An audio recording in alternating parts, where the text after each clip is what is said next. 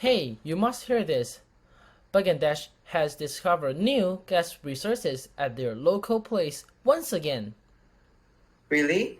I thought there were only tigers in Bangladesh. Seriously? Did you forget all the things you learned in geography class in junior high school? No, I didn't. How can I forget them? They have always been a nightmare to me. By the way, Taiwan has been collaborating with Bangladesh by the new southbound policy.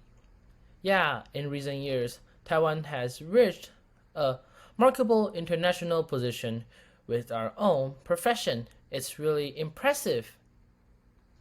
The semiconductor chips that Taiwan makes is so invincible. Let's hear their story of how the chips from Taiwan can help with the fossil power from Bangladesh.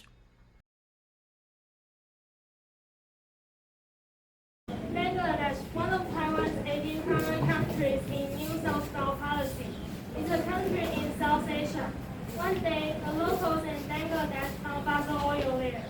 Yes, we found another fossil oil source. We have to extract it quickly because the price of it is going to rise up.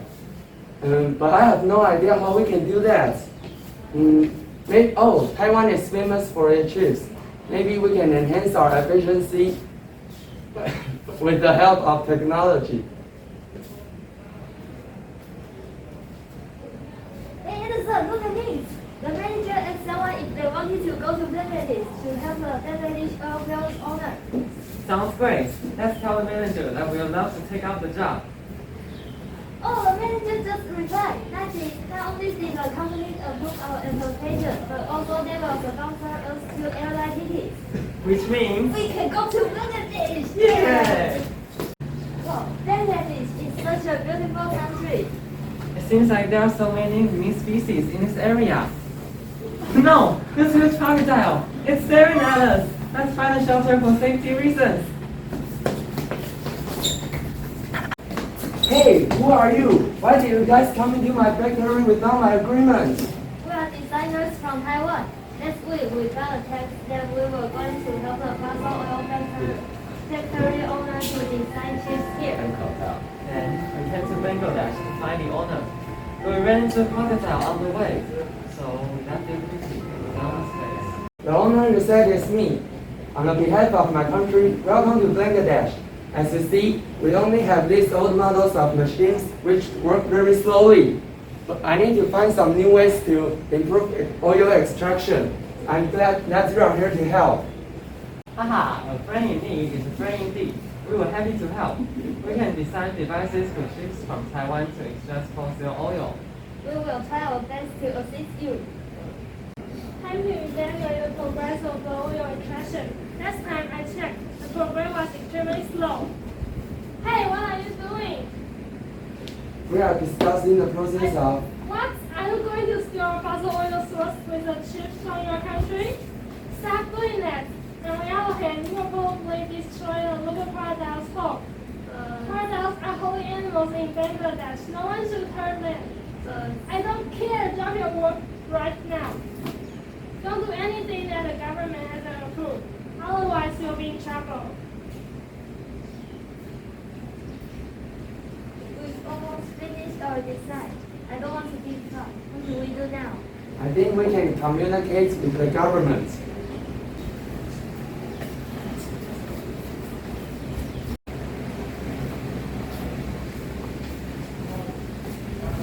I'm here to give you an apology. I'm sorry that we took action without your permission. That's okay. Are you here because you have no idea to extract oil without destroying the local crocodile's home? We will make sure that every step of oil extracting will not hurt crocodile's home. And perhaps the government could set out a conservation area for them to take better care of them. Though I'm a little afraid of them, I will still protect them with my life. Please give us a chance. Okay, you guys can keep working on your project.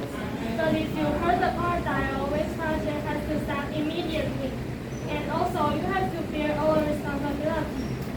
Thanks for your approval. We will submit our official application of the cooperation soon. We will do our best. Yeah, we finally finished it. The devices work. Without hurting the local crocodile while extracting fossil oil with high efficiency. Thanks to your help, our factory earned a lot of money. Anytime, it has been our pleasure. By the way, does Taiwan need any fossil oil source? If yes, we'd love to export it to Taiwan. This way, we can help Taiwan while developing our business. Indeed, we have helped these vehicles in Taiwan, but we don't have so many sources underground. Thank you so much. Not only us, but also Taiwanese people will appreciate that a lot. Full cooperation began with the people in Taiwan and Bangladesh. More and more trades have been taking place ever since. These two countries became each other's reliable allies.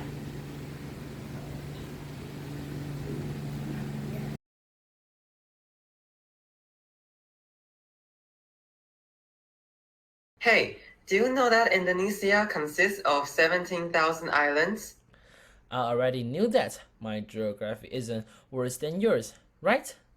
Speaking of geography, do you know that Indonesia is a country among the fast developing countries in Southeast Asia? If we could have economic cooperation with them, it would definitely be beneficial to both of us. We do cooperate with them. Really? In what ways?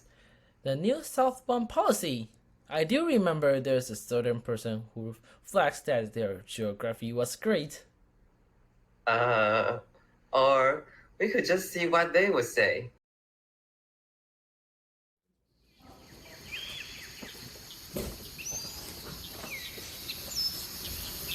We need to walk for 2 minutes to arrive the village. What's this? It looks very unique.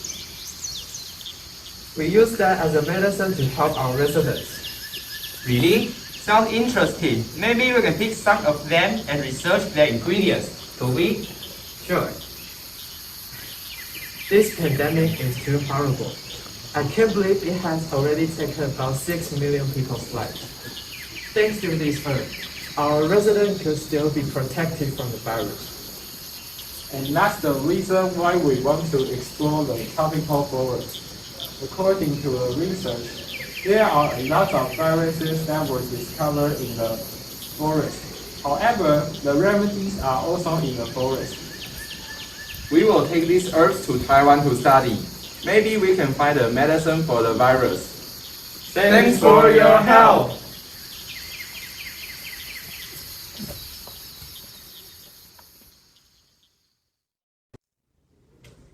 Well, we have finally finished the medicine for this virus. I'm so excited. Wait. We still need to run some tests on this medicine. How's the remedy and what's the side effect? There are many problems we need to solve. Oh, of course, I know. But we can finally help people around the world, right? By the way, why these scientists need to find this herb in Indonesia? We can just develop this medicine on our own. No, we can't. Indonesia boasts a lot of natural resources, and the most important is being tropical rainforest. There are many organisms which we've never seen before. That means we can find some bird or species to research. Taiwan doesn't have that many resources. Oh, got it. So that's the reason why our government wants to build relations with other countries, especially the new southbound policy. You can say that again. What's more, Taiwan also can help out our allies like Malaysia, Indonesia, and Nepal in other ways too. Oh, then what are we waiting for? Let's run more tests on this medicine, and then we can help more patients in need soon.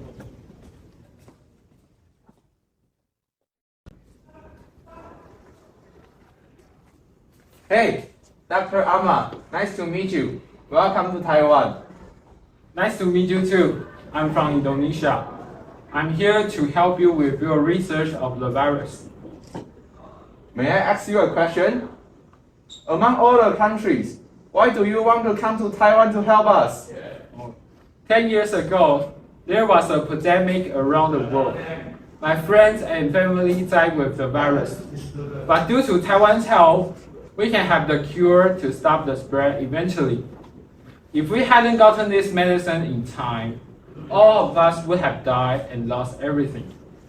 I was very appreciative of Taiwan's help and made up my mind to be a doctor in Taiwan. What's more, it has more facilities and resources. That's the reason why I want to come here and be a part of your project.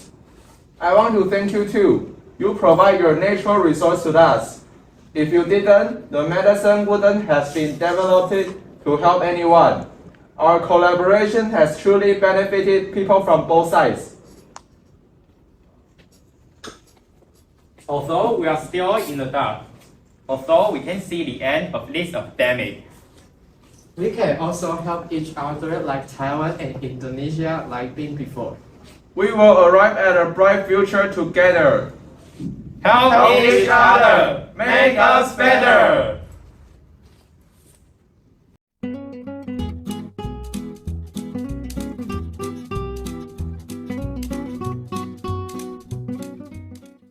I heard that there are Pretty much college students who like to have working holidays in Australia, but most of them have been cancelled because of the virus. Working holidays in Australia? What tasks will they do? Some farm works like picking fruits, plowing, shoveling, feeding, and even more. So cool! I dream of this satisfying rural life too. These work take a lot of body strength and patience. You might not be able to be a shepherd or farmer even if you want to. Yeah, you're right. But maybe it won't waste so much labor while being helped by technology sources. True.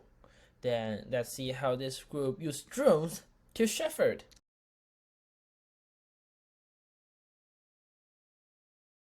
Today, we'll be learning the basic components of a drone. Michael, the electrical engineering class is so boring. I know, but have you ever thought of what you can do after graduation, such as building a drone that can help others? But for what purpose? I can't think of any drone that hasn't been designed by other people. We need new ideas. I think you're right. We don't even know where to start. Why are you two talking during class? Sorry, Professor. Congratulations! After 4 years of dedication, you graduated from this university. Here's your electrical engineering diploma.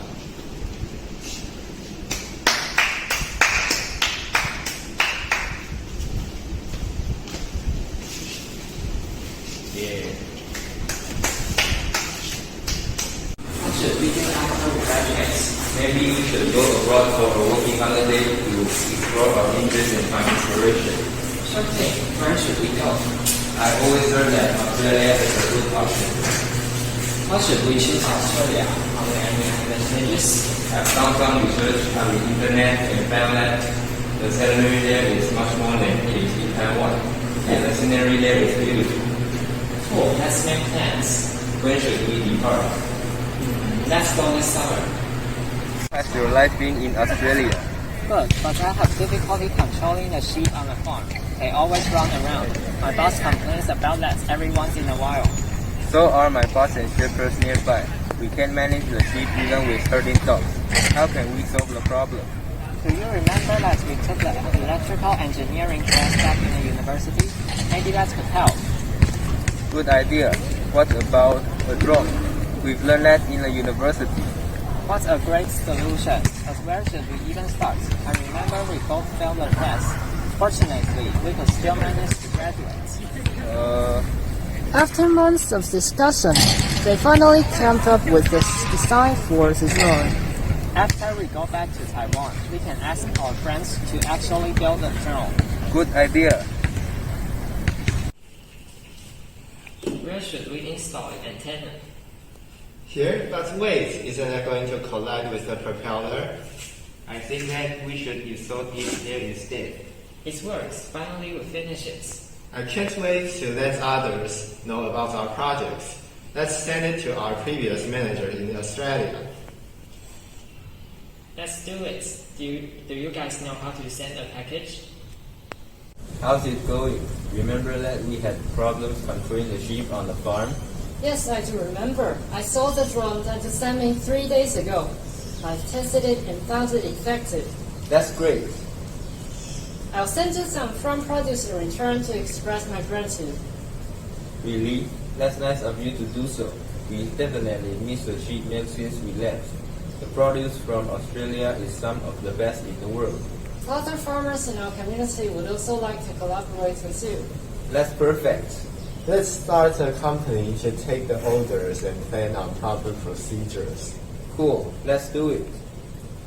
After years of trialing and failing, the government noticed the success of the company and wanted to collaborate with them to scale the business into a nation-to-nation collaboration.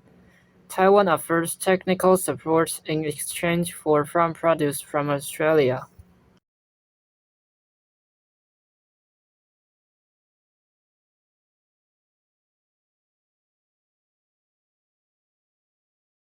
Hey man, what kind of medicine is in your hand? Why does it look so familiar? Oh, you mean this? This is a kind of antibiotic like Trichomonas. What do you mean it seems familiar? Oh, I have seen this medicine in the pharmacies in Malaysia. Isn't this made in Taiwan? Why would the medicine appear in the pharmacies in Malaysia? You don't know this, do you? This is also an agreement included in the new self-bound policy. What do you mean? According to the agreement, medicine from Taiwan and Malaysia can be obtained in each other's markets and pharmacies. Oh, then it would be pretty much convenient to both countries. People who work or travel abroad won't be worried about the shortage of their medicine supplies for their specific diseases. Yeah, then let's hear a story that occurred under the new self-bound policy.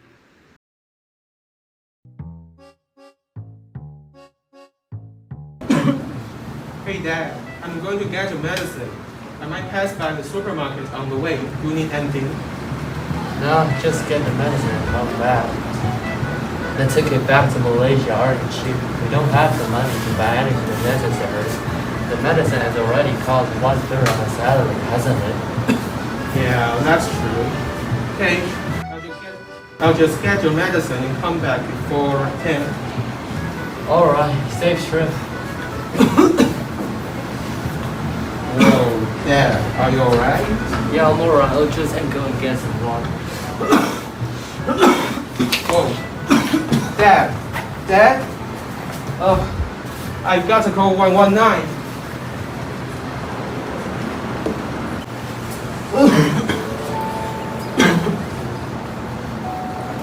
So, this might be it for me. No, there has to be a way. I mean, our situation is getting worse. Out of the medicine that I take, 70 kinds of them can be found anywhere in Malaysia. And even we bought them in Taiwan, it's not like the way we can do that forever. Yeah, and my work visa is going to expire in no time. What are we going to do if we can't find a way by then? Oh God, please, somebody help us.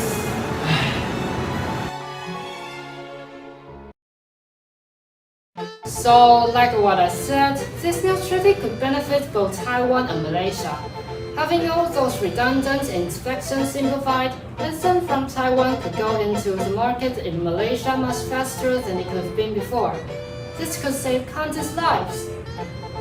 Also, in the future, besides the medicine, our medical staff can have some opportunity of exchanging experiences with each other. I see. Not only the medical industry benefits, they could also gain reputation and receive more customers around the globe. Doesn't that make it a win-win situation? Oh God, please, somebody help us.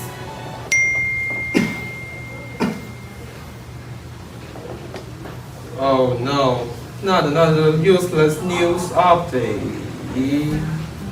Hold up, what's this? Medical Management Corporation text? Hey Dad, look at this. It says that Malaysia and Taiwan just signed a treaty that simplifies inspection of medicine from Taiwan, making Taiwanese medicine a lot more available in Malaysia. Isn't that exactly what we need? What? Let me see it. Oh, it is. Now we can finally return to Malaysia without worries. I finally don't need to worry about my medicine supplies. I will definitely still miss Taiwan after going back to Malaysia, though.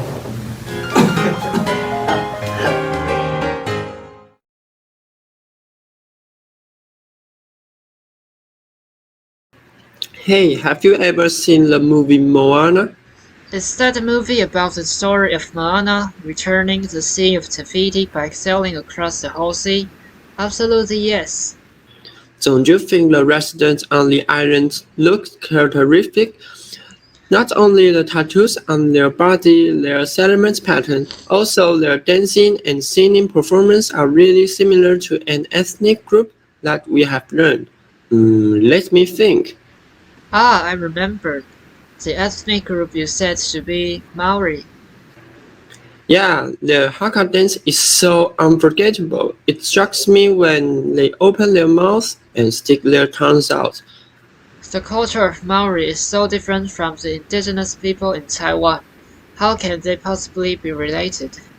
Maybe the next group will give us some insights. Let's listen to how the characters in this group bring the cultures of both nations together.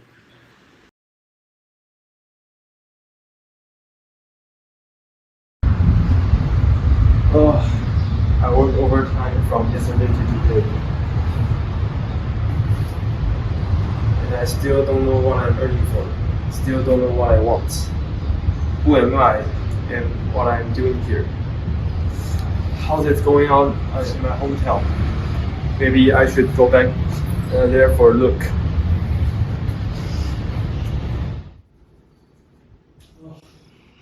Oh, it's finally here. Hey, isn't there a town before? Isn't there a field for a ceremony? And why is everything covered by weeds now? Oh, these houses are really old. Hey, who are you? Are you? Have you forgotten about me?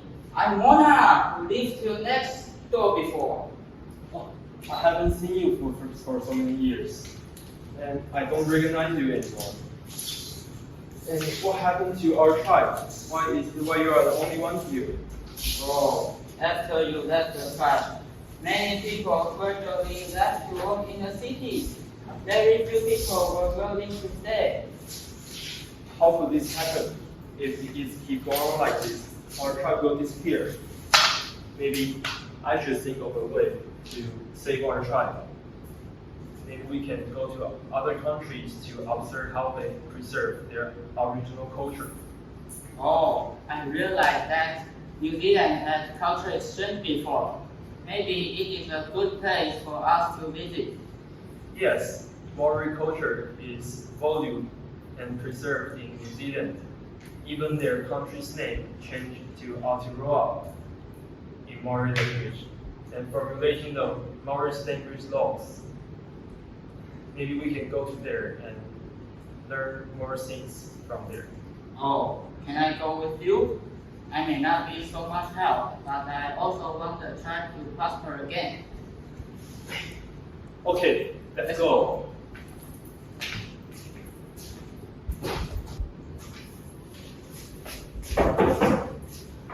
Come in. Welcome, guys. Make yourself at home. Okay. Here you are. Thank you. I'm curious about why you guys chose to live in my house instead of the hotels. Oh, because we want to realize here's culture in person. Nowadays, many Aboriginal people work in the cities, and they don't care about the culture of the tribe they were born in, which has gathered the experience of the Aboriginal groups. This sounds serious. Doesn't the country have a policy on it? But it doesn't work well. So I think we should work it by ourselves. Oh, I see. We have a festival here. Cheer up! You can participate in it. Follow me. Okay, let's go.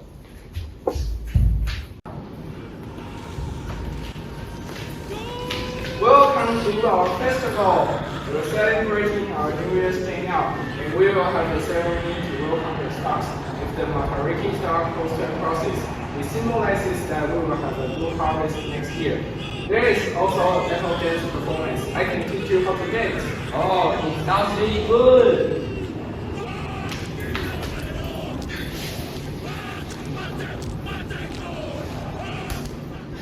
Twenty minutes later.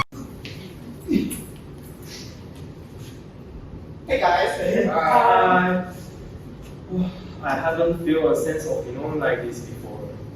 And I have been working in my office job for the past few years. And now I know who am I. I'm an Aborigine in Taiwan. And what I want to do is to let everyone hear our voice. You can do it. I also want to visit Taiwan and experience your travel culture when I have the chance. I've heard about that there are many similarities between our cultures. It would be nice if I have the chance to see someday. Yeah, I also think that Taiwan is a beautiful island. I must go to there if I have the chance. Oh, you are welcome in Taiwan anytime. See you next time. Bye bye.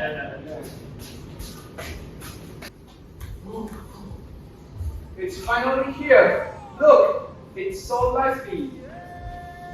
Hey, long time no see.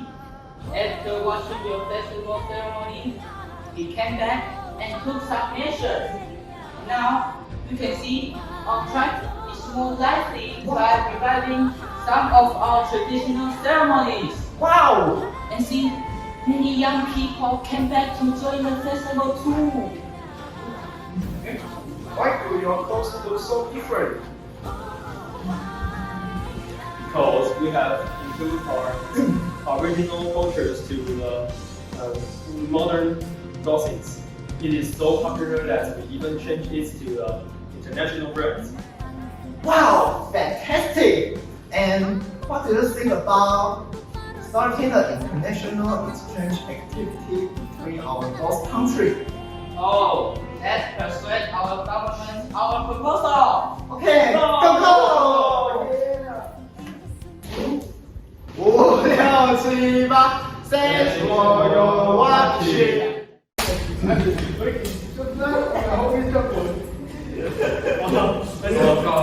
Do you know it takes just a few people to cause a new surge of pandemic?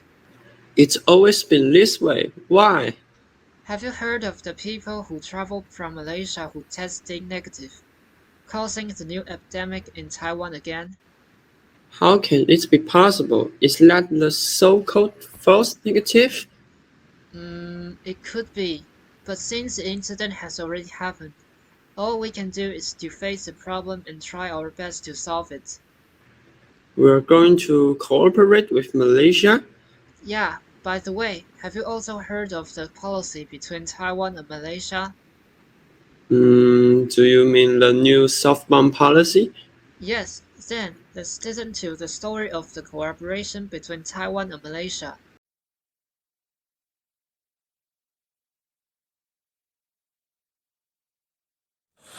Oh, dang it! The weather's getting worse. Why does it change so fast? It was sunny a few hours ago and now it rains so badly. Oh, I can barely control it. Oh, there's a big wave. Ah!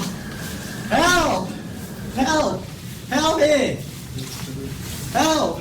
Oh, no! Hold on! I'm coming! Catch up! Oh! Oh! Oh! Oh! Oh! Are you okay? I'm from Taiwan. I think I had better sail back to Taiwan and send you to the hospital. Thank you. It's my pleasure. Let me take you inside.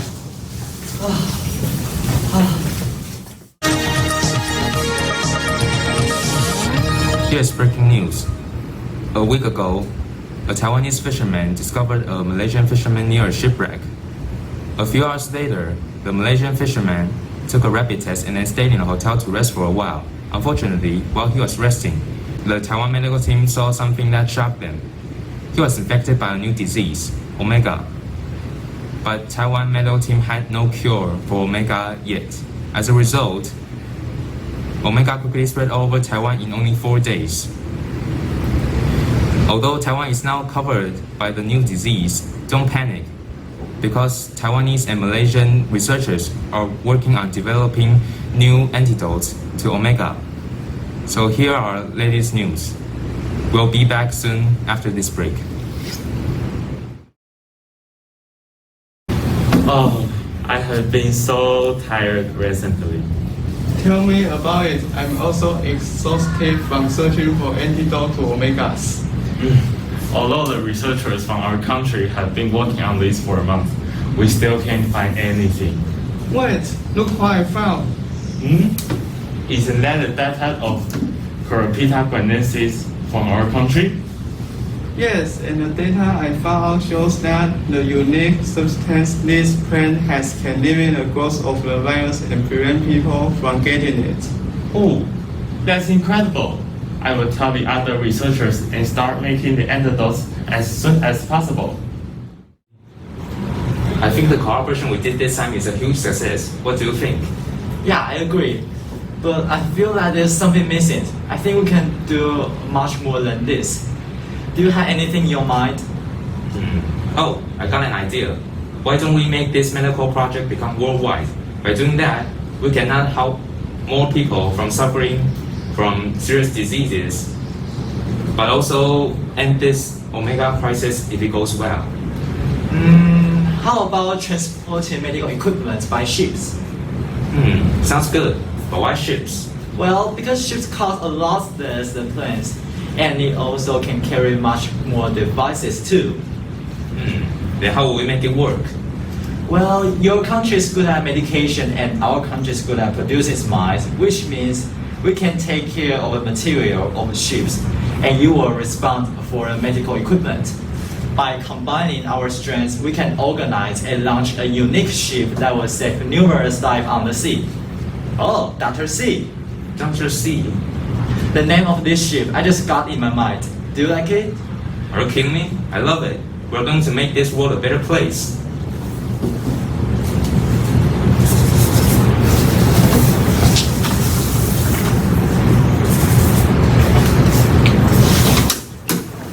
I can't wait to see what our cooperation brings. Me too.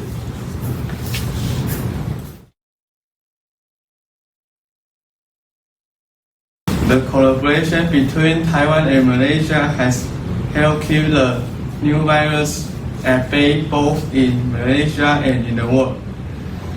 The bonds have been stronger than ever.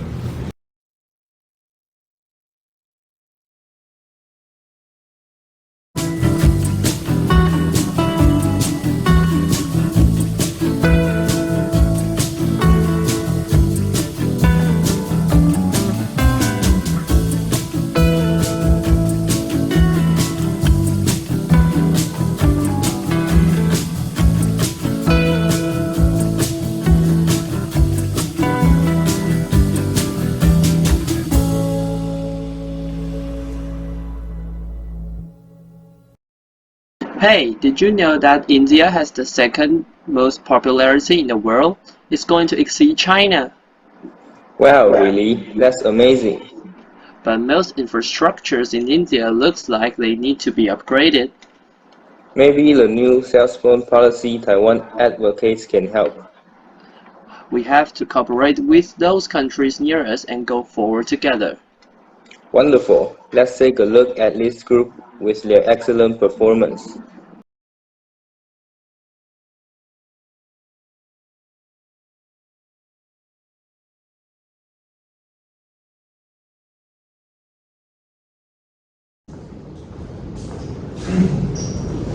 Let me tell you, okay, the reason why I bring here is to expand your engineering knowledge and to do exchange with India.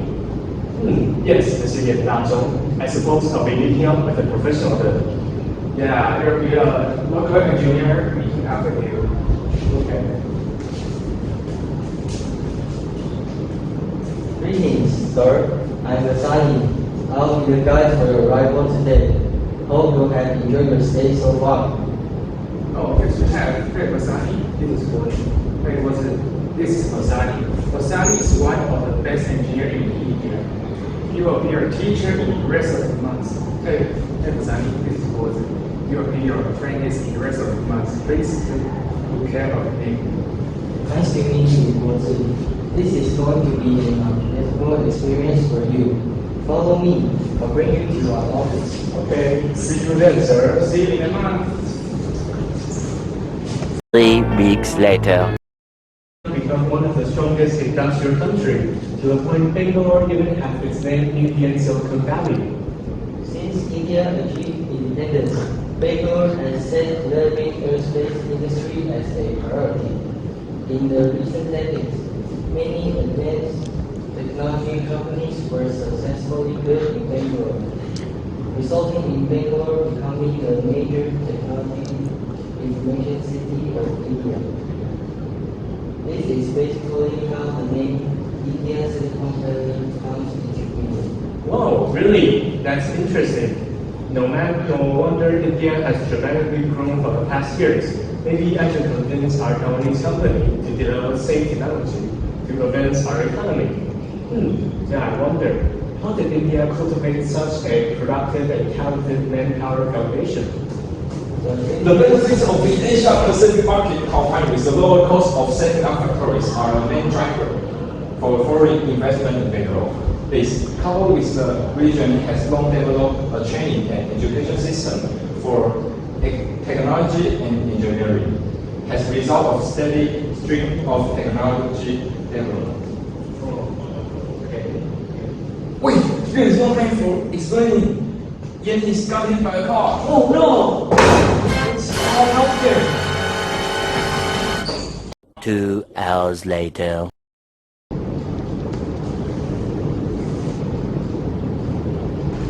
Recently, a heartbreaking incident has occurred in India. A Taiwanese government official has ran into a severe car accident and passed away. India, who is responsible for the great loss, has made an official apology. Recent years, the car accident rate in India has been rising. What a terrible news. This unfortunate is going to ruin my day. I think it's reason of this car accident is because of the structure in India, which is still under developing still today.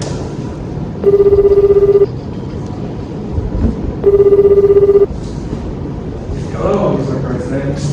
Did you see the news this morning? Oh yeah, the car accident one. Okay. And here I will give you some advice.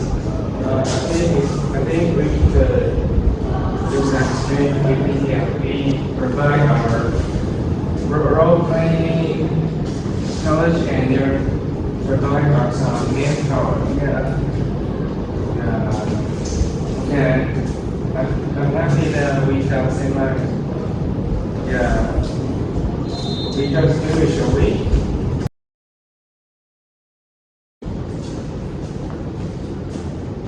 On behalf of the Indian government, we thank you from the bottom of our heart. Your country showing up and help is a gift from the gods. Yes. If India needs our help in the future, we'll be happy to help out. We will. Stay safe and enjoy your flight back home, and hope both our countries can get greater and greater. You bet. We hope the bond between us will be more profound in the future. Finally, you are the best allies. Thank you. Bye. Bye.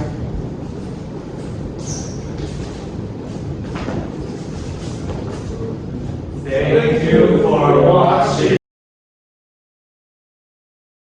Hey, did you see the news that the forest in Australia had caught a big and serious fire before? Many endemic species which live in the woods were burnt alive. Yeah, when seeing the pictures of the injured koalas which were scalded by the big fire in the report, I felt they were really pathetic. We can't predict whether things like that will happen in Taiwan or not, so we should be well prepared to face this problem. The Taiwanese leopard cat, also called shihu in Taiwan, have also been critically endangered these years. And if the catastrophe takes place in Taiwan, they might just become extinct. Maybe Taiwan can collaborate with Australia, which has the same problem as us. It can also strengthen the friendship between the two countries. Indeed. Then, let's listen to the next group stories about the exchange with Australia.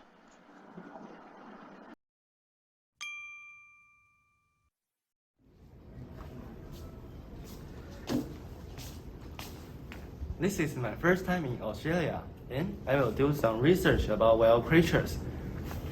I bet the wildlife here is very different from that in Taiwan. And I also have some free time. I think I can watch a drama to relax.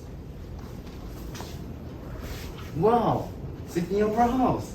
How beautiful it is! I'm excited to see the play. We just escaped from a big fire. It's really scary. There were 6 smokes everywhere, and only the red flames and the bodies of our companions could be seen. Someone please help us. We don't want to go through disasters like this again. I heard people say that there is no effective ways to solve this problem because of the lack of the experience. So, what can we do? We can't let our next generation suffer from crisis of habitat destruction. We can only hope that people from other countries could help us.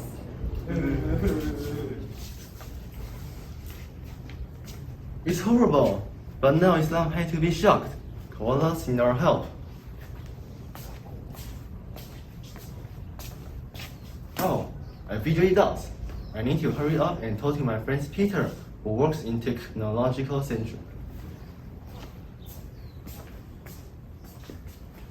Hi, Peter. Oh, hi, Tom. I saw you going to a show on Instagram. Isn't it interesting? Yes, but a little sad. Why? It showed koala facing the threat of the wildfire. This reminds me of Shihu in our hometown in Taiwan.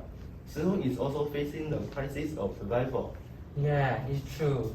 To have put in a lot of effort to solve this problem, but it's all failed. We didn't know what to do. I think Taiwan has a very successful experience by protecting Shihu's home. And as a researcher, I can also make a little contribution to it. Oh, thanks for your help. Let's do it together. Okay, first, we need to develop a system that can find the starting points of the wildfire immediately. Oh, how will it work? When a wildfire occurs and a smoke is detected, the alert system will inform the local people. People will set up a sprinkler system in the community, which will reduce the occurrence frequency and damage done by the crisis. Wow, that's great.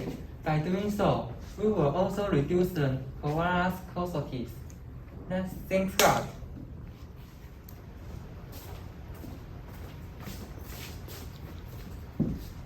Does this device really work? I don't think they are very reliable because they don't understand Australia's climate and environment. Take it easy. The devices are designed things just like this. Just lift it them. I'm sure our koalas will be fine. Let's make our companions together quickly before it's too late. Woohoo! The system has been successfully set up. Yeah, have a great experience in this area.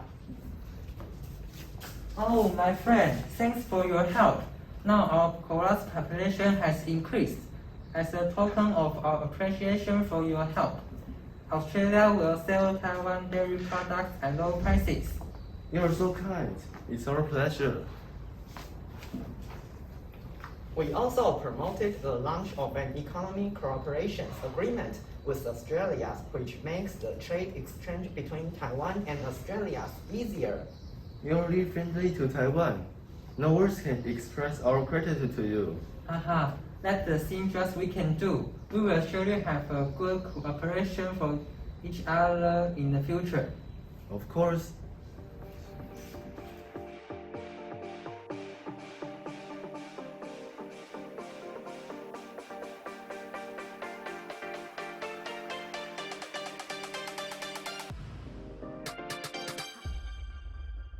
You know the restaurant which I ate yesterday? Their rice is delicious, but I've heard that their agricultural techniques aren't quite good. How do they grow such great rice? Didn't you know that Taiwan has cooperated with Indonesia on agricultural techniques? You mean our Taiwanese people went to Indonesia and supervised the farmers there? That's right, and also, it is one of the new southern policies. Let's hear the story about the technical cooperation between Taiwan and Indonesia.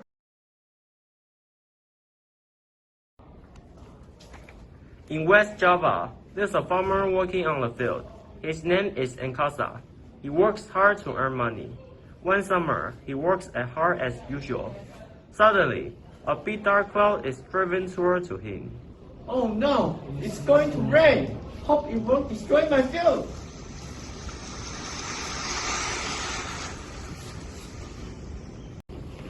The next day,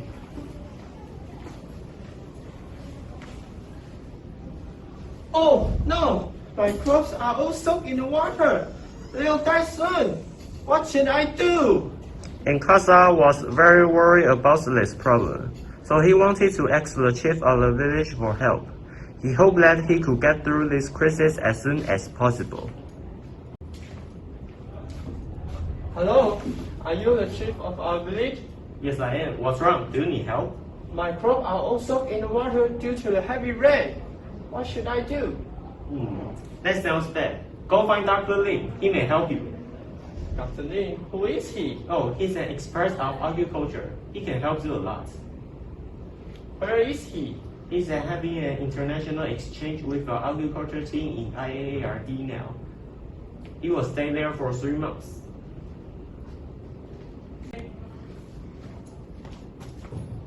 Hello, may I help you?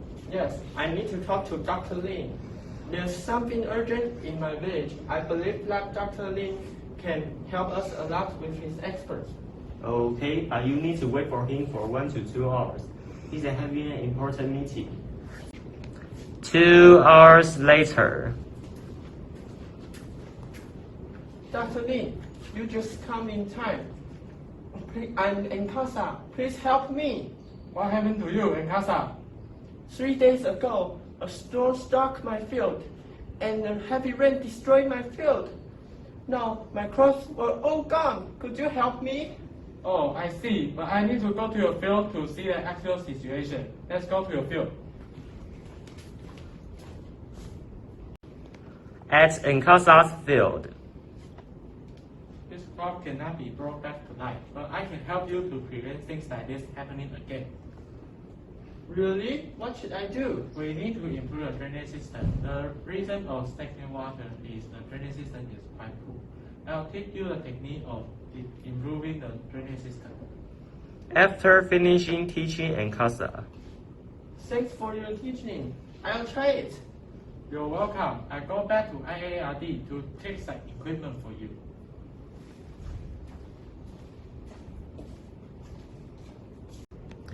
Inkasa follows Dr. Lin's steps to make a drainage system. 3 years passed. His career turned out to be a big success. Inkasa joined the IARD. 7 years later, he became an expert of drainage system. One day, he came to Taiwan to join a conference with Taiwanese experts, and he saw a person that he knew, Dr. Lin. Hi, Dr. Lin, glad to see you. Hey, why are you here? I took your suggestion, solved the stagnant water, and I earned a lot of money. I decided to help other farmers who have the same problem as me. How nice of you. Dr. Lin, I want to ask you a question. Yes. Why did you come to Indonesia to help Indonesia 10 years ago? 50 years ago, my parents got married and moved to Indonesia.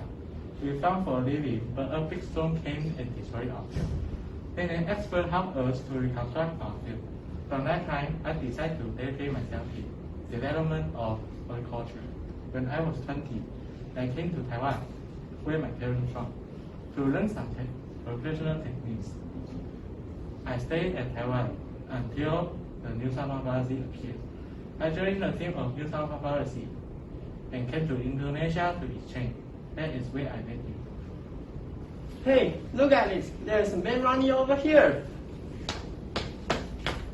Do you need help? Yes, I need help. My crops was destroyed due to a typhoon. Please help me. I can help you, but let's go to your field first. Okay. To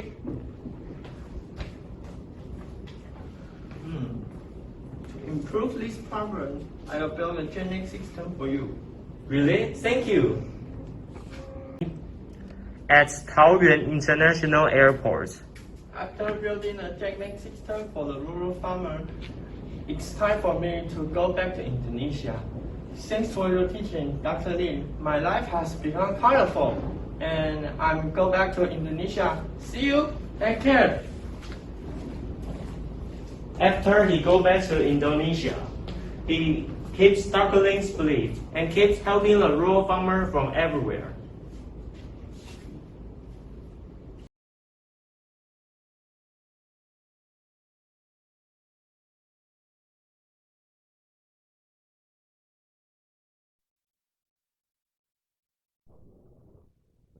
source of inspiration. At first, we solve it with Pentagon, and sometimes we even can't solve it easily. Because the original game gave us the hint of enlarging, we decided to create a new game based on a concept of enlarging. The Puzzle of Pythagoras is a 35-piece puzzle. Form a large regular pentagon, as well as different combinations of typical regular pentagons. In this level, we use A and B to form A and B. Next, we will use A and B to form the graph of the second level.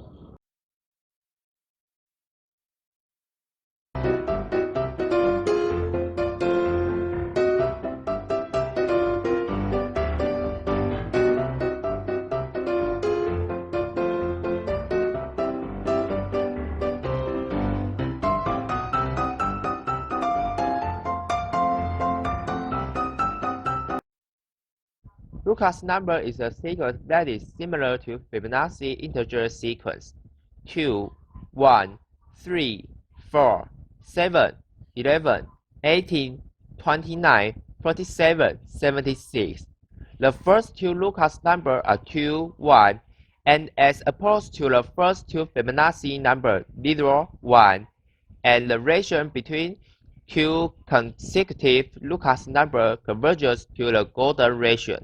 Each level needs as much A and B as shown below, and we can see Lucas number there. So, if we know Lucas number, we can know how much we need for making different sizes of pentagons. For example, the amount of A in level 2 is 2 plus 1, and B is 1 plus 3. The amount of A in level 3 is 3 plus 4, and B is 4 plus 7. In the second level, we use 3A and 4B to make a pentagon. Hint: first, we can start by making 2A and 1B.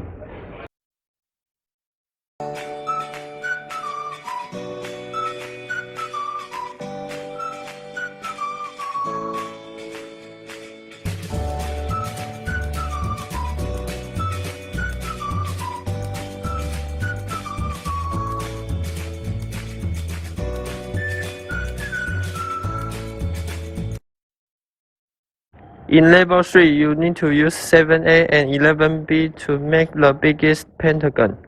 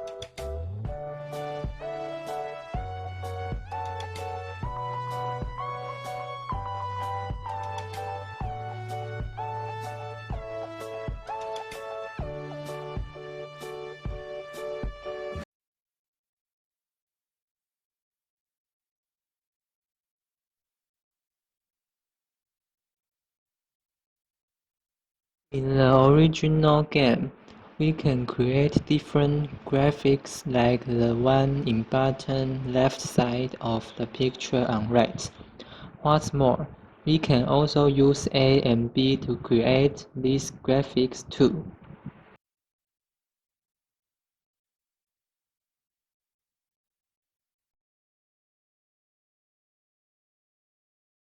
In 1883, French mathematical P.F. Edgar Lucas introduced a puzzle game. The name of the game is The Tower of Hanoi, which is originated from the story of an ancient India temple. Legend has said that in ancient India, there was a temple that was said to be the center of the universe.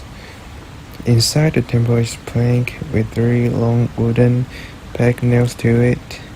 On one of the wooden pegs, 64 circular metal pieces with diameter from small to large and place it from top to bottom. Ancient Hindu gods instructed their monks to move 64 pieces of metal onto one of 3 wooden pegs. It is required that only 1 piece of metal can be moved at a time, and the order of the metal pieces from top to bottom during this process is from small to large in diameter. This is to say, no matter which wooden dowel it is, that is, the smaller of the circular metal pieces, diameter is always placed on top, until one day, monks can move all 64 pieces of metal from a designated nails to another nails according to the rule, and then the end of the world will come. And then its rules. In each movement, only 1 piece can be moved, and in the process, the order of the metal pieces from top to bottom is from small to large in diameter. That is to say, regardless of which wooden nail it is, the smaller diameter of the circular piece is always placed on the top. Basic level. What is the minimum number of moves required in 3 columns?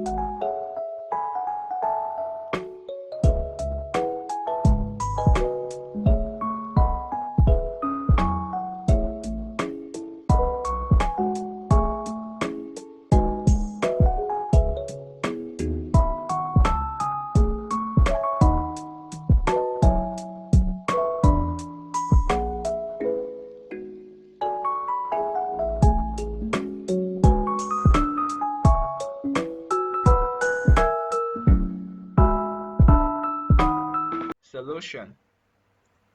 If there is a ring, we need 1 step. If there are 2 rings, we need 3 steps. If there are 3 rings, we need 7 steps, and so on. That's because if we have 3 rings to move, the least steps we need is 2 times the steps required to move 2 rings, and then plus 1 step. We can also express it at 2 to the power of n if we have n rings to move. In the end, after we understand the steps required to complete the Tower of Hanoi, it is found that it takes 2 to the nth power minus 1 steps to complete the Tower of Hanoi with n rings. Problem extending and thoughts. How can we transform this game to make it more challenging? Number of rings, sizes of rings, numbers of columns, rules of the game.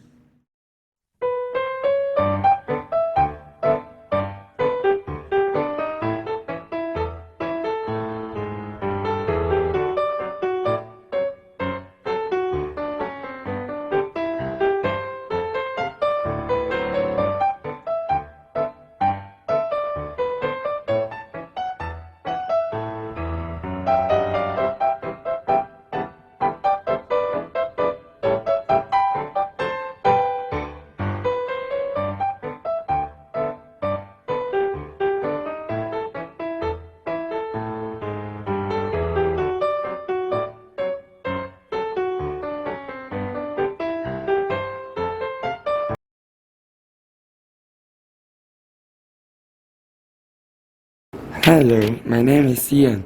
Today I'll tell you what Soma Cube is. The Soma Cube was invented by Pierre Hsieh, who is Danish poet and scientist. Pierre Hsieh came up with the Soma Cube in 1936 while listening to Werner Heisenberg's lecture on quantum physics. Pierre Hsieh's keen imagination captures the following geometric principles. All irregular shapes formed by connecting within four cubes of the same size with faces can be combined in a larger cube. In 1969, Parker Brothers first brought Soma cubes to market.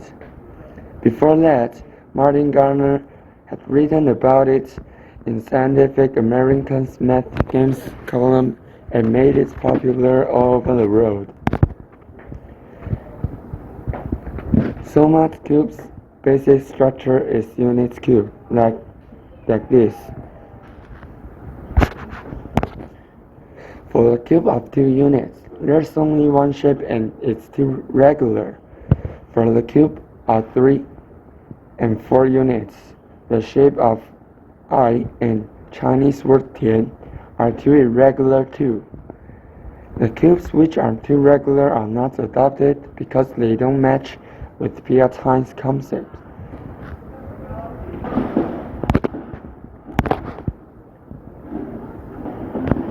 The other cubes are Soma Cube's components.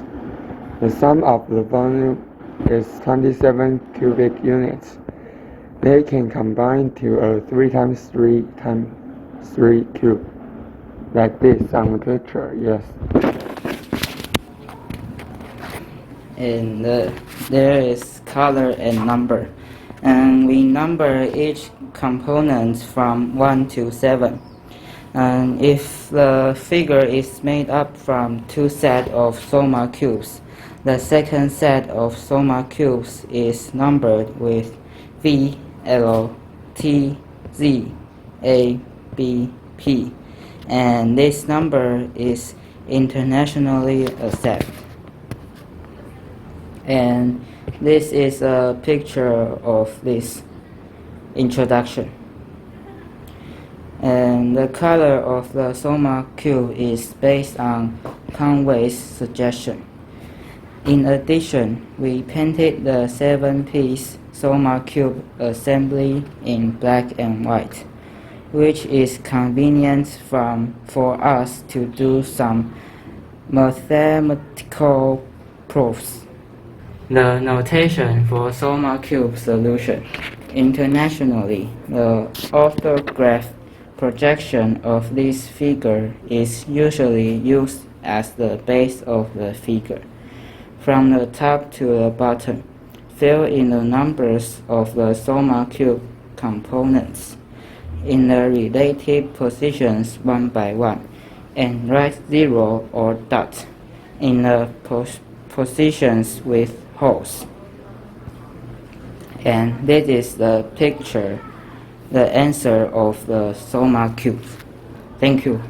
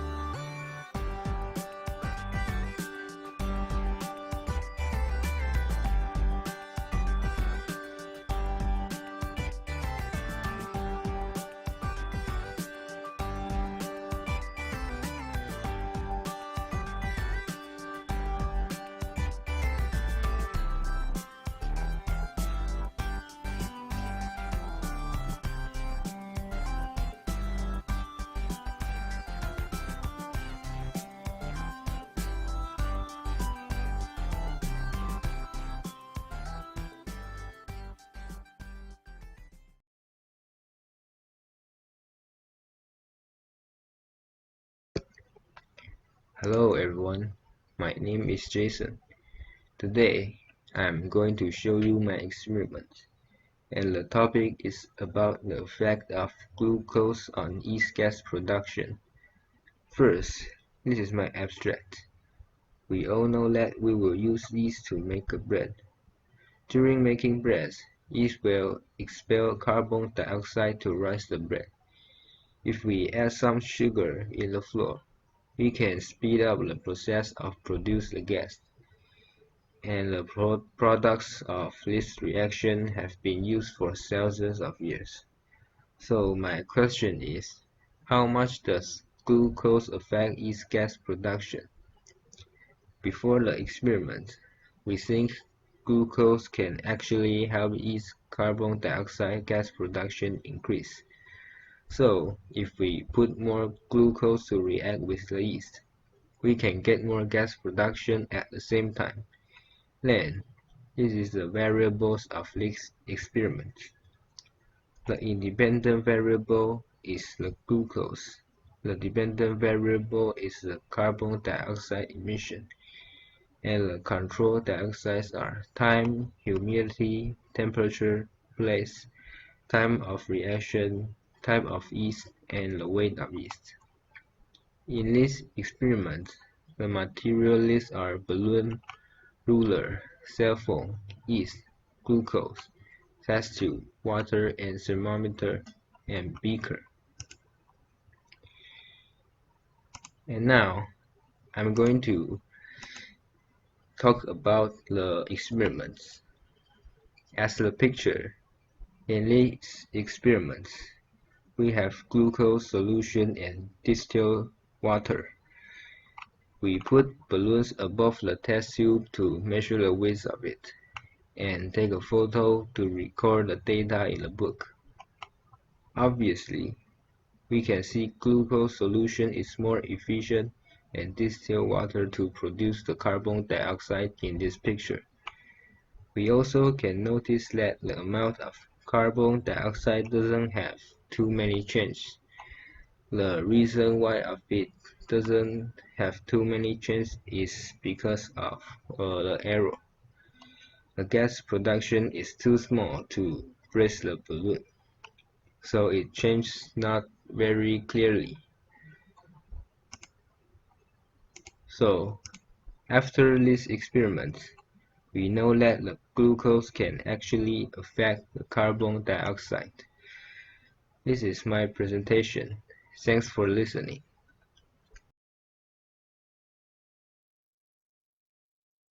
Hi guys, this is Eason, and today I'm going to show you my experiment. And in this video, I will tell you what my questions, my hypothesis, my variable, my materials, my procedure, my data analysis, and conclusion are. First, my question is, how does glucose affect yeast to carry out the respiration? And here is my hypothesis. After adding the yeast into both groups, the glucose solution will produce more gas than the pure water since it has glucose which the respiration needs. And here is my background research. It is the fungus and needs a supply of energy for its living and growth. And sugar supply energy. So in this experiment, we're going to use glucose as sugar.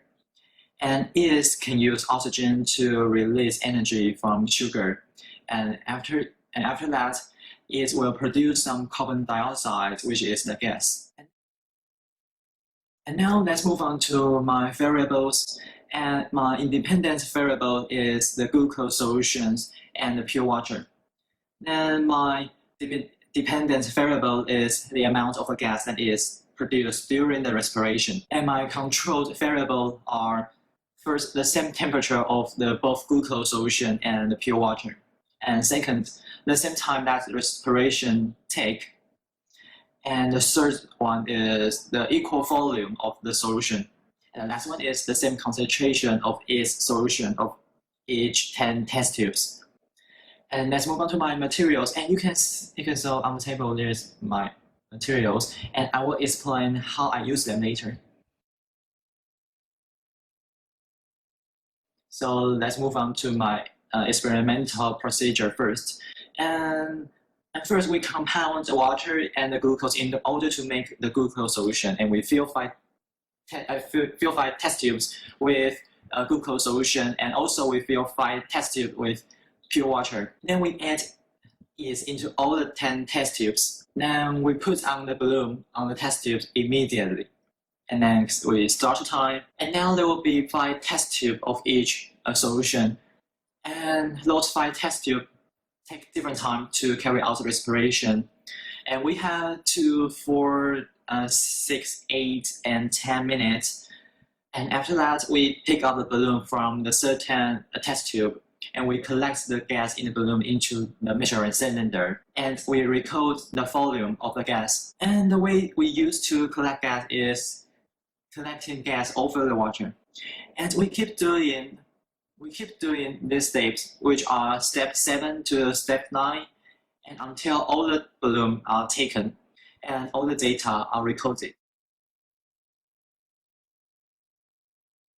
And now let's move on to my data analysis and discussion. And first, glucose does help is to carry out respiration. Second, when there is enough glucose, it in the glucose solution will produce more gas than what's in the pure water, since it has glucose, which the respiration needs. And third, the pure water also produces a small amount of carbon dioxide. And that's because the yeast we use contained some sugar that is left from the last time it carried out the respiration. And after we add water, it can still continue to carry out the respiration and produce carbon dioxide. And then I want to talk about the diagram. And the volume of the glucose solution at 8 minutes is less than 6 minutes. That is due to personal factors. We fail to collect all the gas into the measuring cylinder, and we lose some gas. If that doesn't happen, the coefficient of determination will be better. And finally, my hypothesis is that the glucose solution will produce more gas than the pure water, since it has the glucose which respiration needs. And the results do support my hypothesis. And the second one is, even though the data of the glucose solution at 8 minutes is wrong, we can still learn that the glucose solution has better efficiency than the pure water in the respiration. And this is my experiment, and thanks for your watching.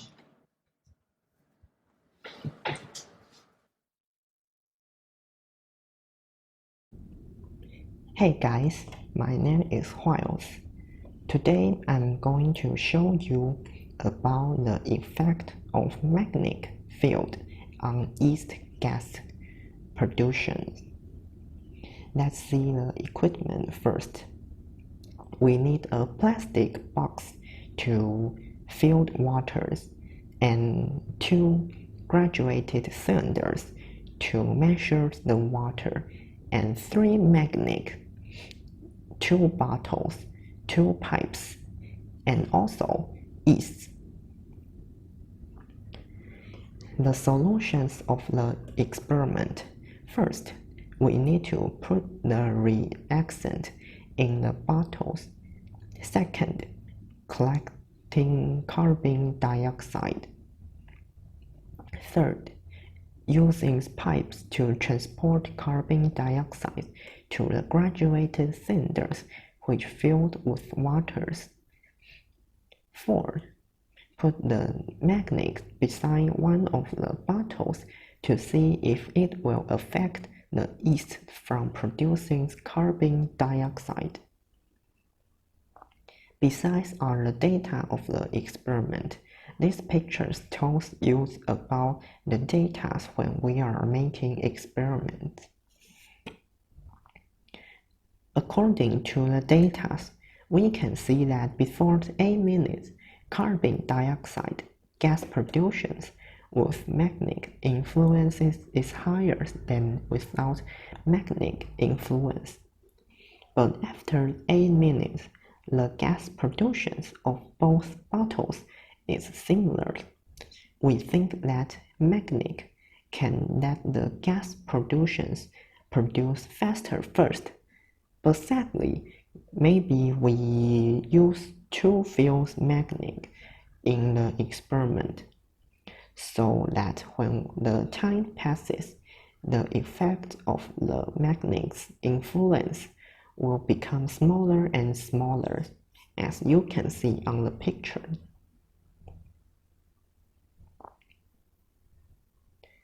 Conclusion.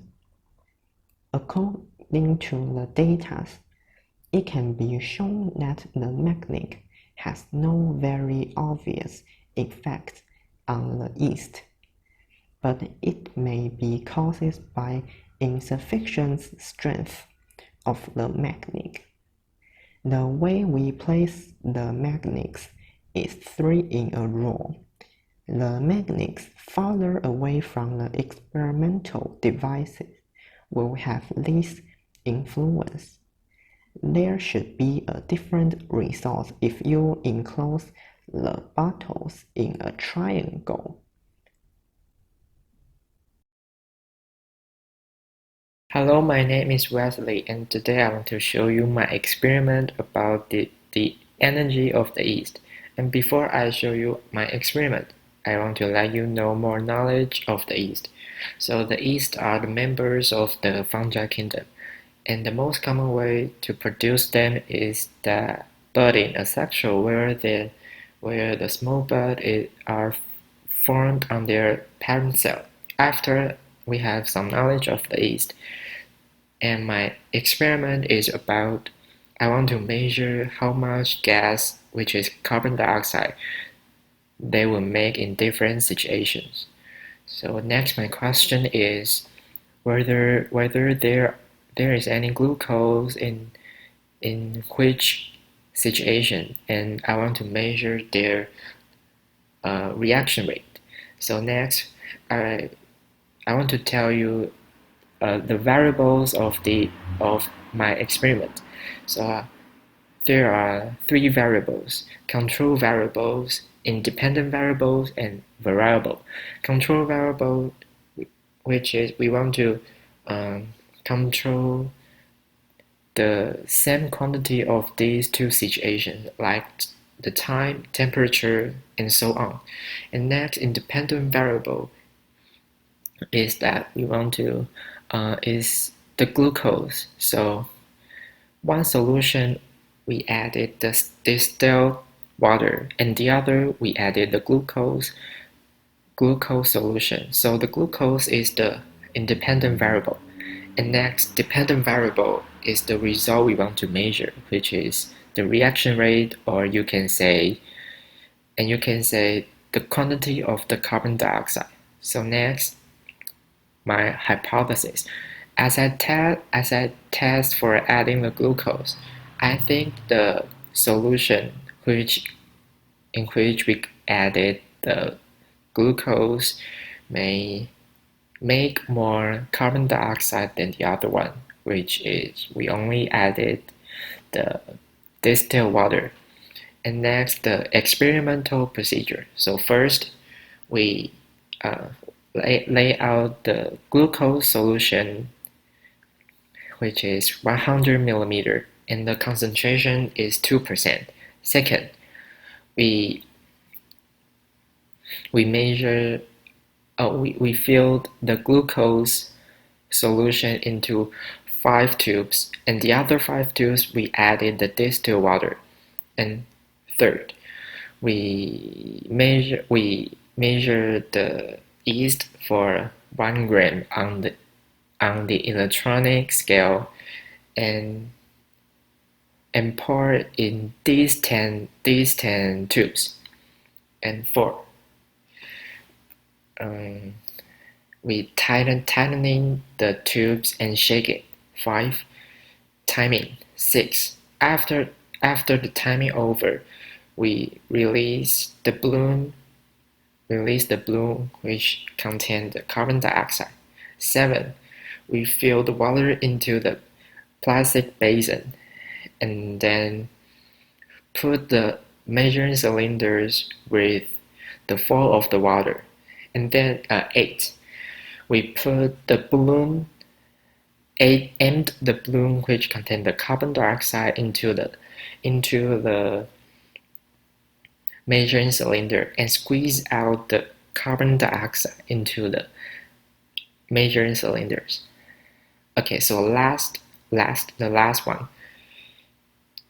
Put upside down, let the measuring cylinder upside down and eyes flat and observe the volume of the carbon dioxide. So we can know that how much carbon dioxide in these two different situations. Okay, so next, data analysis and discussion. After our experiment, as you can see in this picture, the blue line is the solution in which we added the glucose, and the orange line is the distilled water. And as you can see, the blue line is higher than the orange line. So this meets our expectations that the solution in which we added the glucose may make more carbon dioxide than the other one, which is distilled water. And although this meets our expectation, we also have some errors. So the first error is the 4 minutes data didn't meet our expectation because we have some problems during the experiment. And second, this result is too perfect to believe. As you can see, the blue line is twice the size of the orange line. That means we need to do more experiment so that we can prove this is true or not. So last conclusion. As you can see at the picture last part, we can know that if we put the glucose into the yeast solution, they will make more carbon dioxide than we didn't add the glucose in the same time. This is my presentation. Thank you for your listening. Hi, my name is Irene. Today I'm going to talk about an experiment, effect of different solutions on yeast fermentation in a dough. In the experiment, we placed the yeast in different liquids, then also added flour into it. Then the amount of gas produced by yeast will be different. Besides, we also use a creative way to measure the amount of gas, making the data more easier to understand. The motivation of the experiment is by seeing the different type of bread in different places. We wonder if the different solutions will affect the yeast fermentation in the dough. For example, there may be many kinds of ingredients which are not the same pH added in the dough. So we started working on it.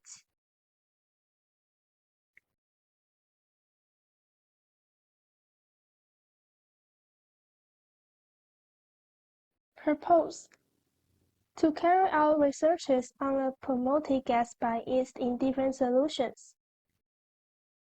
The question is, did acid affect the gas amounts produced by the dough's fermentation? The hypothesis is we suppose that the yeast placed in water will produce more gas than the one placed in hydrochloric acid. That's because the one placed in hydrochloric acid might be inactive because of the low pH of the hydrochloric acid. At first, we used Coke and water as independent variables, but then we found some serious problems. That is, Coke, in addition to providing acid, but also provides sugar and other additives. Apart from this, the carbon dioxide of Coke will slowly disperse after opening the can. resulting in experimental errors. Because of those problems, we decided to change the independent variables to hydrochloric acid and water. After every 4 minutes, when it's time to record the data, we put it into a beaker so that we can easily measure it by using a ruler to see the tide change. As you see, the independent variable are hydrochloric acid and water. Dependent variables are amount of gas. The equipment we use in the experiment are water, yeast, medium gluten flour, beaker, scrap spoon, ruler, pot, coke, hydrochloric acid. Step 1. Prepare 75 grams of flour. Target liquid, 3 grams of high sugar yeast. Second, mix the above ingredients evenly in the pot. Third, knead the dough until it loses thickness. Fourth, stuff the finished dough into a beaker. Level the surface and merge press to 2 cm thickness. Fifth, take photos every 4 minutes to record the swelling of the dough. Here are the results. First, the set of dough with hydrochloric acid added had almost no swelling. The one with coke and the one with water expand very similarly. And there are the discussion after our experiment. First, carbon dioxide in coke will escape, and we didn't think that this could affect the experimental data. Second, the swelling level of the set of coke is similar to that of the one with water, possibly because its pH is not too low or because the sugar in coke is involved in the reaction. Third, the reason why the swelling of the set with hydrochloric acid didn't change obviously is that the yeast has died during the reaction. By exploring the comparison of the size of yeast expansion under different pH values, to find the pH value that is most suitable for yeast addition, so the bread can have an acidic taste and successful fermentation through the adjustment of the ratio of acid to sugar, and giving a good fermentation environment in the future can be said to be an indispensable part of the process of making bread. This is my experiment introduction. Thank you.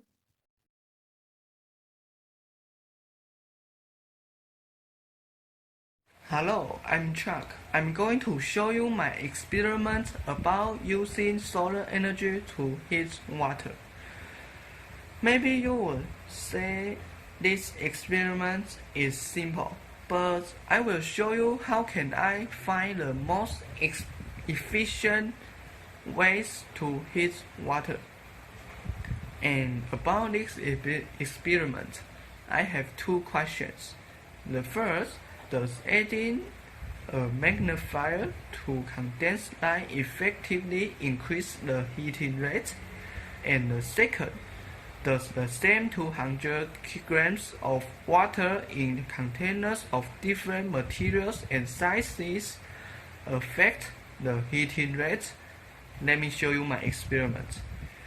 The first experiment, we use the magnifier by holding on hands, because we think the magnifier can be the most useful and it can concentrate the sunlight to the cup.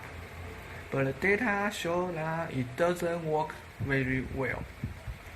We guess that's because the magnifier will move to a different place during the experiment. So the second experiment, we set up the magnifier at the same place, so it can keep concentrating the same place of the cup.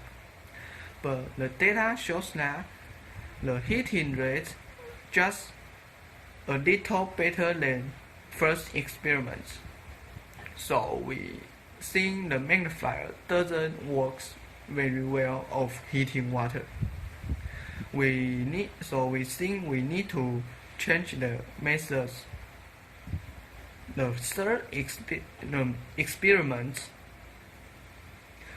we use the black paper cover the whole cup and put the magnifier on the top of the cup.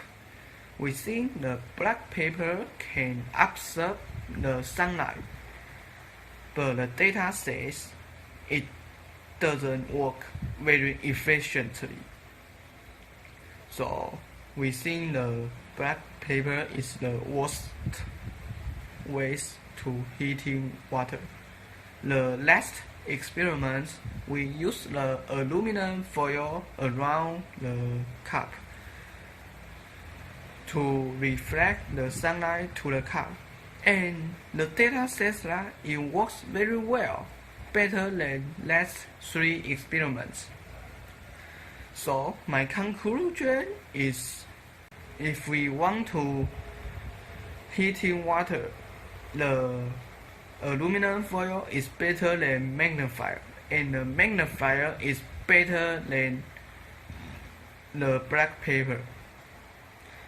Maybe you will say that, how can we use these experiments in our daily life?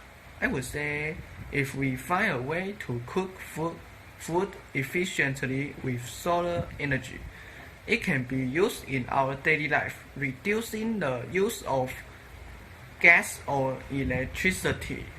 Okay, that's all my introduce. Thank you. Hi guys, I'm Ryan, and today I'm going to have an introduction for my experiment about the solar heaters. For the introductions, solar energy is the most suitable energy for sustainable energy, and we create a solar heater by ourselves and to calculate its energy efficiency. And next, compare our experiment conclusion to the data analysis of current affairs articles, so that we can have more knowledge about the energy we use in these generations. And for the question to this experiment, we're going to discuss the relationship between the heating time of the suns and the rise temperature of the water. And in each experiment, they're going to have 3 kinds of variable. The first kind is independence variable and is heating time of the suns. And the second kind of variable is dependence variable and is the temperature changes of water. And the last kind of variable is control variables and is going to control water volume and water original temperatures. For our hypothesis before the experiment, we guessed that the more heating time of the suns, the more temperature of water will rise. For my background research to this experiment, solar water heaters, sometimes called solar domestic hot water systems, and can be a cost-effective way to generate hot water. And then they can be used in any climate, and the field they use sunshine is free. And also there have 2 kinds of systems about the solar heaters. One is direct circulation system, and the other is indirect circulation systems. And here's are the difference of the 2 kinds of the systems. For my material list, I'm gonna have the beaker, water, thermometer, aluminum foil, plastic, basket, convex lenses, cardboard, and last one is timer. For my experimental procedure, the first step is going to use the aluminum foil to cover the whole plastic basket. And the second one, place the beaker in the middle of the plastic basket. And the third one, move the system under the sun and count 5 minutes for a loop to calculate the rise temperature of the water. And the last procedure, repeat doing this procedure 4 times on different days. And in the pictures, there are my data analysis and discussions. And here are 5 pictures for each. So, according to the chart, this solar heater really works, but efficiency is what we expected. the temperature just rises by about 2 to 3 degrees. Only one of the experiments has 6 degrees of rising. So in the chart, we can see that the correlation coefficient of the trend line are all above 90. The first pictures are 0.9314, and the second one is 0.91, and the third one is 0.99, and the last one is 0.87. So my conclusions all about the experiment and the chart. The chart really shows that the results do support our hypothesis, but still we have to reset the experiment setting because the efficiency is quite low and we can't reach what we want. Also, in some experiments, there might have been some problems in our procedures or other technical problems, like the amount of water. The convex lenses we used didn't cover the whole glasses. So, above all these problems and mistakes, we would like to try the experiment in the future once and find out that we're a little bit different if we fix all the problems we like, or can we create a more efficient device? And that's all for my introduction for my experiment. Thank you.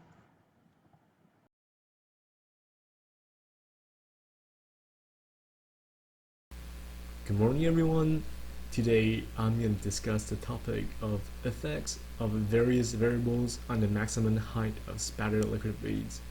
Now, looking into the title, you might be wondering what kind of various variables and spattered liquid beads I'm talking about. Basically, one day, our physics teacher showed us a video about people dropping objects onto water surface and record the splashes in slow motion. And we were pretty amazed by the whole video because the splashes were really beautiful and has kind of special patterns. So we were curious about how different objects affect the water splash since it only drops some marbles into it. So we designed an experiment to see how to create different splashes. The video teacher showed us is basically the motivation for this experiment. We were really curious about the result, so we were really interested and started the experiment immediately. The result we find were quite interesting.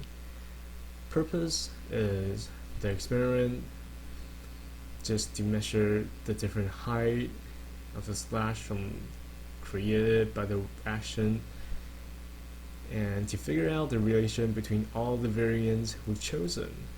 So there's 3 sections of experiments. The first experiment, we had different set of heights to drop into the water, drop marbles into the water, and the hypothesis we give for the experiment is the higher of the height, the bigger and more marvelous splash will create. In the second experiment, we change the object we toss into the water at the same height. So we toss different round balls like metal balls, wooden balls, marbles, etc. The prediction we give to the experiment is the heavier the ball is, the higher density the ball is, the bigger splash it'll create. In the third experiment, we change water to dish soap to see what kind of different liquid can bring effects to the splash. Since this soap is much more thicker and much more higher density than the water. And the prediction we give for this is that the thicker the dish soap water is, the less splash is going to create by the dropping marbles into that water surface action. This is our equipment. And this is our data and analysis. In the first experiment, we encountered a little trouble, which is when dropping the marbles into a cup of water, we kind of always miss the cup of water because it's hard to aim at the cup of water when dropping it from a really high place. So instead, we solve it by adding a tube to it. The conclusion is what you can see in this graph is that we have some random results we got from it. So I don't think the higher the ball is placed, the higher the splash will go. So more experiments are needed, as we discussed, and in a more confined environment. Although the effects are slightly random, the increase in height could still kind of increase the size of splash, but it's not that every time it'll work. In the second experiment, we changed the balls, which is the object, dropped into the water. Conclusion is we had many similar results from different balls we dropped, so we don't think that the density really matters at this point that will affect the size of the splash. And in the third experiment, we changed the body of water to dish soap solution. As you can see in the graph, the higher the concentration of this soap actually increases the height of the splash, the bigger the splash is. And it's quite surprising because, as we had predicted previously, it will, as the amount of this soap we added into the water, the lower the splash is going to go. So that's really interesting. Now on to the application. We have encountered many problems during the experiment. As you can see, liquid container has changed to a transparent rectangular container. Water cup has stripes, not easy to observe. Shape of water cup is similar to a cone, not easy to control the volume of water. All these problems can be readjusted in future experiments. Also, our group discussed how to apply this result in real life. Have you ever seen an athlete which jumps into the water, and the smaller the splash it will create, the higher the score is? How reduce the splash height of the divers can allow the athlete to score a higher point, refer to corresponding massive height of the splashing pad, so they can have a better understanding of the physics changes and the environment of the field and make adjustments. These are the reference we had for the experiment. Feel free to look it up. Alright, this is the end of my presentations. Thank you for listening. In this experiment, we are going to discuss the influence of three factors on the height of the highest droplet caused by marble drop from a certain height. The first one is marble height, and the second one is book amount under the beaker, and the third one is sand height in the beaker. Here's my motivation. During I visit a nearby temple, I found that people were tossing coins into a fountain. I observed that whenever a coin is tossed into the water, there is always a splash with a droplet at the top. We then started to think that whether there is a relation between the height of the object tossed and the highest droplet. Here's the experiment. The first experiment is the influence of marble height on the highest droplet. And our equipments are beaker, marble, dishcloth, camera, ruler. Here's the procedure. We first mark 20, 30 through 60 on the ruler, and place a beaker with water at the bottom of the ruler. And we drop a marble from each mark 3 times and record it with camera. And the fourth is we replace the clip and find out the maximum height of the splash droplet. Here's the variables. The independent variables are height of the marble.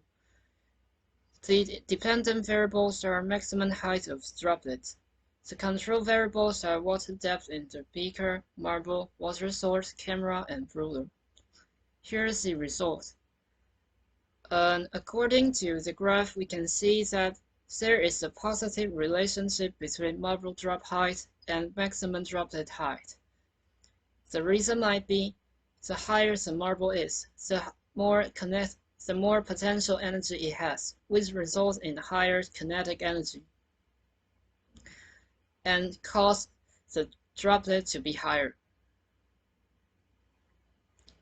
And here's the second experiment.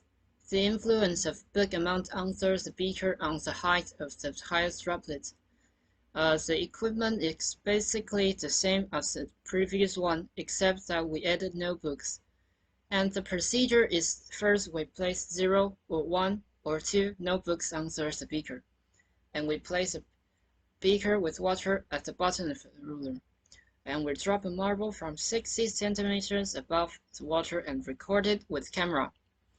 And we will replay the clip and find out the maximum height of the splash droplet. And repeat step 2 to step 4 with different number of notebooks. And here's our variables. The independent variables are height of the book under the beaker, and the dependent variables are maximum height of the droplet. And control variables are water depth in the beaker, marble, water source, camera, and ruler, and also book height. Here's our result. We can clearly see that the data is scattered around without any trend, and so we can conclude that there is little to no relation between book amount under the beaker and maximum droplet height. And here's the third experiment. The influence of sand height in the beaker to the height of the highest droplet. And the equipment is basically the same as the first one, except that we use sand. And the procedure is kind of same as the previous one, except that we use sand. And here's the variables. The independent variables are height of the sand at the bottom of the beaker, and the dependent variables are maximum height of the droplet. And the control variables are sum of water and sand height in the beaker, marble, water source, and sand source, camera, and ruler. And here's the result. We can see that the data might seem scattered around without a trend, and the R-square value is pretty low. And we can conclude that there is little to no relation between sand height and maximum droplet height. And here's our total conclusion. And from the first experiment, the higher the marble is, the higher the droplets will be. And the second one is one with no book. There's no distinct relation between book height under the beaker and the maximum height of the droplet. And then the third one, with sand. There is no distinct relation between sand height in the water and the maximum droplet height. And here's my application. When dropping bumps into the water, it is useful to know the height with the smallest splash, that it cannot be detected. And second, when diving, the contestant could know the height with the biggest splash. And here's my prospects. The first one is when we are conducting the experiments in section B, the one with no book, we only had time for 3 data. If we can finish all 5 equipment, 0 notebooks, 1 and through 4, the result might be different. And in the section C, the one with sand, we did not consider the impurities of the sand. And in all the other experiments, we did not have time to conduct experiments on density, volume, viscosity of the liquid. And here's my reference about R-square values. This is Gary. Today I'm going to bring you 3 experiments, and my title is The Relationship Between Solution in Cup and the Maximum Heights of Water Jumped. So this is my introduction. In this experiment, we are going to discover that's how deep the water can affect how tall the water can jump when a ball drops from a specific height into water. This is the reason that I want to discuss this question. When I watch the advertisement of milk, the advertisement often has a screen of dropping a little bit of milk into a cup of milk, and it will have little bits of milk jumping upward. And we're going to discover more effect behind it. These are 3 experiments. The first one is to discover the maximum height of the water that bounces out when ball drops from different height. The second one is to discover the maximum height of the water that bounces out when in different depth. The third one is to discover the maximum height of the water drop that bounce upward when in 25% of alcohol. And these are photos of our experiment. So here comes the first experiment. As we can see, this is the first experiment. In the first experiment, the relation between the height the water bounced and the height of the ball dropping have positive correlation. Come up to the second experiment. And the second experiment is to discover the maximum heights of the water that jump upward when different depths of water. So this is the chart of the experimental data. As we can see, there are still positive correlation between heights of the water jumped and the depth of the water in cup. So let's talk about the third experiment. In the third experiment, we decide to use 25% of alcohol instead of pure waters in the cup. And so we can see what will happen if there's different solution in the cup. And as we can see, in the first experiment and the third experiment, the water bounce is much more higher than the water bounce in the 25% of alcohol. Here comes the solution. In these experiments, we can find out that the higher the ball drops, the higher the water drops can bounce. Second, the deeper the solution is, the higher the water can bounce. And the third one, the water drop can bounce while in water higher than 25% alcohol. So that means in different solution it can have different height that the water drop can bounce. And here's all my experiment. Thank you for listening.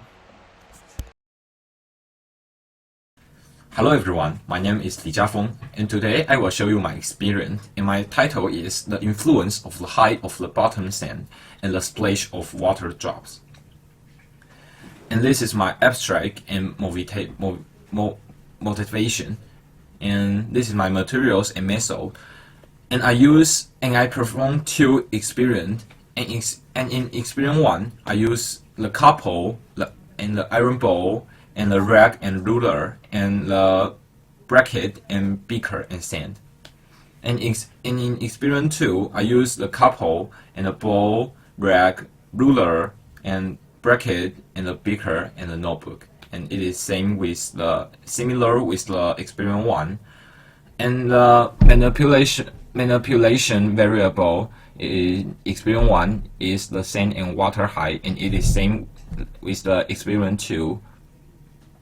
And the control variable is the iron bowl and the water altitude, because in this experiment we don't want to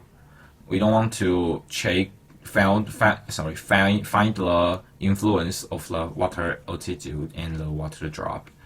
And the strain factor, we want to know the height of the splash of water drops, yes. And the experiment 1 step, first, we use a straw to put the sands into the glass. And second, throw the bowl into the water and use the cell phone to record slow motion, because there is sometimes the record couldn't record clear. And in step 3, check the splash of water isn't clear in the video. And in experiment 2, and this is very similar with experiment 1, first, we put the ball to the height we want in the experiment.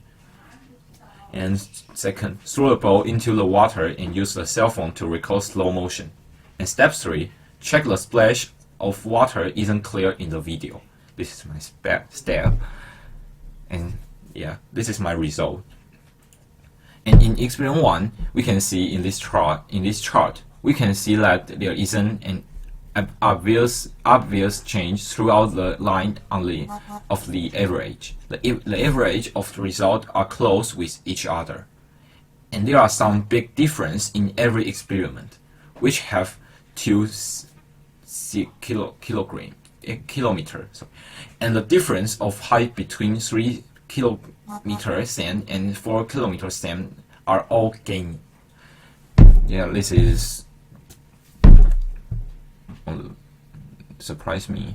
And the splash of water height is gaining with the gaining of the iron ball drop height, and it is same with our thinking. And the trend is similar across all experiments. At the heights of 50 kilometer and 60 kilometer, the results are significantly different from the previous 3 experiments. And the discuss. And this is my discuss. It is out of our thought before. We saw the splash height would drop with the gaining of the sand. We predicted that the sand can absorb the force and make the height less. And however, there isn't any obvious change in this experiment. And after we surfed the net, we found that the splash of water affected by the kinetic energy the most. In other words, it's like the iron ball drop high. Thus, we do another experiment to prove our thinking, and this is why we do experiment 2. And in experiment 2, the results were very close to what we thought. When there is more kinetic energy, the water drops can get more energy to split higher. But for the difference between the last 2 experiments, we think it may be because by the position of the steel ball isn't in the center of the water cup or visually inspect with a mobile phone. And this is because that if the ball didn't drop in the center of the cup, the water splash will not, the force cannot in the same place, you know. And in both experiments, we have no way of knowing whether the height of the bottom sand affects the result, because it may be that the scale of the experiment is too small. Yeah, because if we have the large experiment, like we do this experiment to the river or the ocean, the beach, and or we make a large cup or a large box and put the sand and water in it. Yeah, but it is centered an interesting fact that the splash height of the water drops positively relate to the height of the steel ball. And this is the conclusion. The height of the sand doesn't have an obvious relationship with the height of the water splash, and it doesn't have the shock absorption function we imagine. Because and there is a positive relationship between the height of the drop of the steel ball and the height of the splash of the water drop. The higher the position where the steel ball falls, the more energy the water drop receives from the steel ball. Yeah, if the ball drop from the more high, the water drop can get more high. And this is my old experience, and hope you love it, and thanks for watching. Hello everyone, my name is Emerson. Today I'm going to talk about my science broadcasting poster. First, my abstract is discuss what factor affect the height of the splash. And next is purpose. Effects of dishwashing liquid concentration on the mixing splashing height of water bits. And third is my laboratory equipment. Have a ring stand, a ruler, a metal ball, a cup of water, a camera, an electron balance, a graduated cylinder. And next is my picture of my equipment. And fourth, my experiments. My control variables have the height at which the ball falls and the metal ball. My independent variables is volume, percentage, concentration of dishwashing. And next is my dependent variables is the height of the splash, and down is my data. As we can see, when the volume percentage concentration of dishwashing become lower, and the height of the splash will become lower too. And next, my discussion. In fact, the uncertain factor of this experiment and the easy generation of random results led to the inaccuracy of the experimental graph. It's not that higher the ball is placed, the higher the water flash will fly. Therefore, more experiments are required and experiments are carried out in more limited environments. 6. My future prospects. How to reduce the height of the splash of dividing players can let the players refer to the influence of the corresponding and quality and the height on the splash, so that they can have a higher understanding of the change of the poster and the environments of venue and make adjustments. In addition to training frequency, also harness the power of the physics to help boost your score. And the last is my reference material. Thanks for watching.